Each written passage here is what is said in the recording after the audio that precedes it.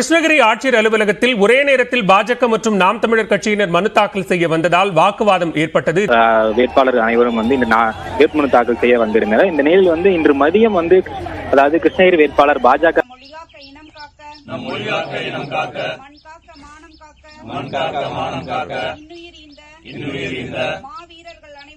மாவீரர்கள் அனைவருக்கும் வீர வணக்கம்.